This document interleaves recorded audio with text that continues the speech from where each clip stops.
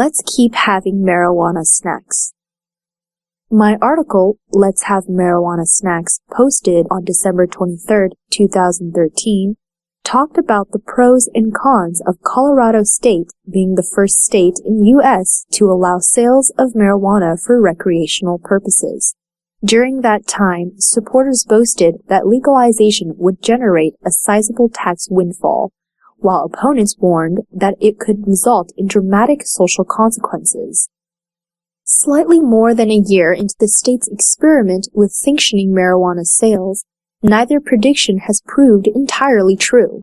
So far, marijuana hasn't been the boon or bane that many had expected, resulting in the unavailability for it to provide potential lessons to other states that are also considering legalization. The original estimation was that the state would haul in nearly $100 million in revenue from recreational marijuana taxes in a fiscal year, starting from July. But due to the 25% tax rate, which has steered away potential users toward cheaper medical marijuana, sales have been slower than expected. The revised revenue forecast is only $58.7 million. Fears of a marked jump in teen drug use triggered by legislation also don't seem to have been realized.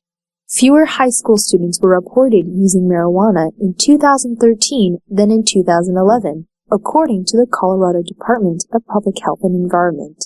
None of the concerns people had about kids and spikes in uses were materialized.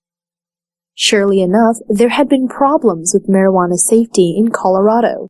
Several Colorado doctors recently reported in the Journal of the American Medical Association that local hospitals had seen an uptick in patients who became sick from ingesting too much marijuana, particularly children.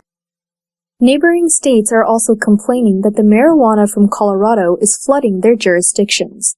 Nebraska and Oklahoma lately sued Colorado in the U.S. Supreme Court, claiming that legislation has resulted in more interstate drug trafficking and violates federal law.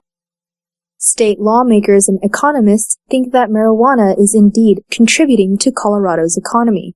According to the state figures, nearly 16,000 people are now licensed to work in the marijuana industry in Colorado. The marijuana retail chain, Live Green, has seen up to a 10-fold increase in their daily customer numbers. Republican Senator David Balmer, who initially was against legislation, has committed to making the sales of recreational marijuana continue.